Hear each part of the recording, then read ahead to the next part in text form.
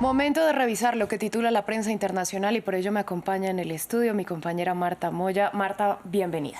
Gracias, Valentina. Buenos días. Vamos a abrir esta revista de prensa en Omán porque es allí donde, según publicó el medio de Financial Times, Estados Unidos e Irán mantuvieron conversaciones secretas sobre los ataques de los rebeldes hutíes de Yemen a navíos en el Mar Rojo. Ya no tan secretas, porque lo publica hoy el Financial Times y cita el Financial Times como fuentes para verificar esta información a funcionarios tanto iraníes como estadounidenses. Recordemos que los ataques de los rebeldes hutíes de Yemen sobre navíos en el Mar Rojo empezaron en el mes de noviembre como represalia a la invasión de Israel sobre la Franja de Gaza, y que Irán dice que no tiene una vinculación directa con los hutíes, sino que estos actúan de manera independiente más allá de su estrechez ideológica.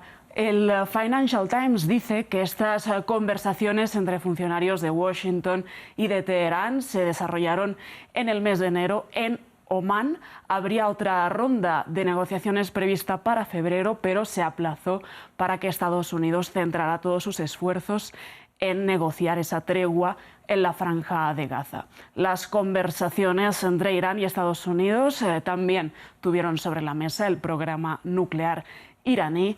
Por parte de Estados Unidos, en esa mesa de negociación en Omán habría estado el asesor de la Casa Blanca para Asuntos de Medio Oriente y además su enviado especial para Irán.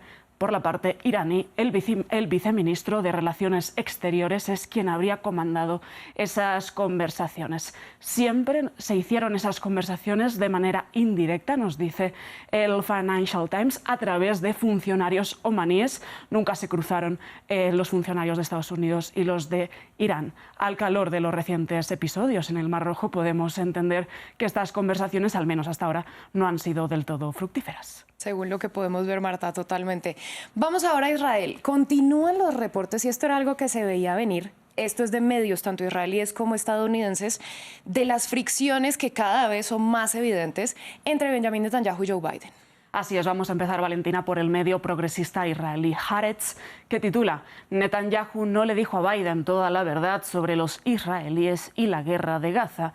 El primer ministro israelí dijo a su homólogo Joe Biden y al Comité de Asuntos Públicos israelo-estadounidense la semana pasada que los israelíes textualmente respaldan abrumadoramente sus políticas en tiempos de guerra. Lo que no le dijo Netanyahu a Biden es que cada vez son menos los israelíes que apuestan porque él sea quien lidere esa guerra contra Hamás. Y además pocos israelíes, ya cada vez menos del 40%, de hecho, confían en esa promesa de Netanyahu de la victoria total.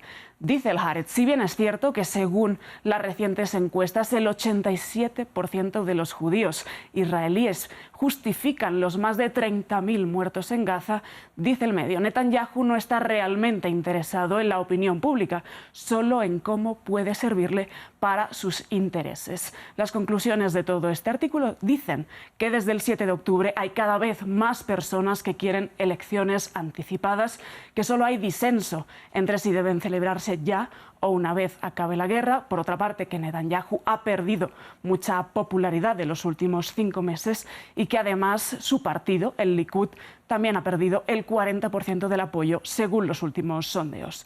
Dice entonces el Haaretz, seguramente el primer ministro concluirá con este panorama que oponerse desafiantemente a Estados Unidos es bueno tanto para los judíos como para sus encuestas. Por otra parte, un artículo de opinión del Washington Post nos dice hoy la brecha entre Biden y Netanyahu es mucho más profunda que una posible invasión sobre Rafah en el sur de Gaza. Si bien es cierto que las fricciones a colación de este tema se han hecho más evidentes, tanto Biden como los asesores de inteligencia de Estados Unidos se muestran escépticos de que Netanyahu y su coalición de extrema derecha puedan seguir gobernando Israel y que quizás sería más favorable un gobierno de corte más moderado. Además, Estados Unidos considera que Israel está sobreestimando el daño que ha infligido sobre Hamás y que su plan para Gaza pues también supone un peligro.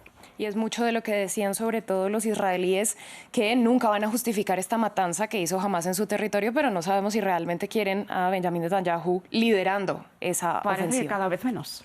Bueno, vamos a seguir en Israel. Ahora es una información que afirma que Netanyahu rechazó un plan que buscaba entrenar a milicianos de Fatah, que son rivales de Hamás en Cisjordania ocupada, para combatir en Gaza. Esto nos lo dice hoy el Yediot Ahronoth, es un periódico israelí que titula Netanyahu rechaza un plan para entrenar a rivales de Hamás en Gaza en el exilio. El medio daba hoy la primicia acerca de ese plan que ha rechazado el primer ministro y que contaría con el aval de Estados Unidos, de otros miembros del gabinete de Netanyahu, entre ellos el ministro de Defensa Yoav Gallant, y que fue redactado ese documento, ese plan, por el establishment de inteligencia de Israel. Además, dice que Netanyahu ha vetado un plan que constaba de 3 fases y que tenía por objetivo que la ayuda humanitaria que entra en Gaza no recaiga en manos de Hamás, que además Hamás deje de estar en el liderazgo político en el enclave palestino y además sentar también las bases para la posguerra.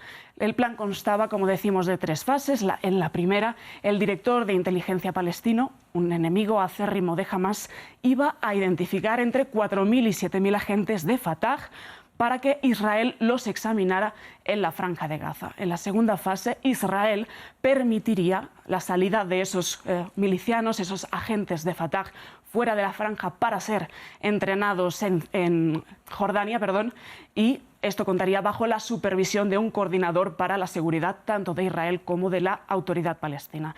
Y en la fase 3 de ese plan que ha rechazado Netanyahu, los milicianos de Fatah, ya armados, regresarían a la Franja de Gaza para combatir contra Hamás. Nos dice este medio, Netanyahu ha rechazado el plan porque no considera que nadie vinculado a la autoridad palestina deba permanecer en la Franja de Gaza y deba asumir cualquier rol de autoridad una vez acabe la guerra. Porque sabemos que él quiere asumir ese rol de autoridad. Marta, muchas gracias.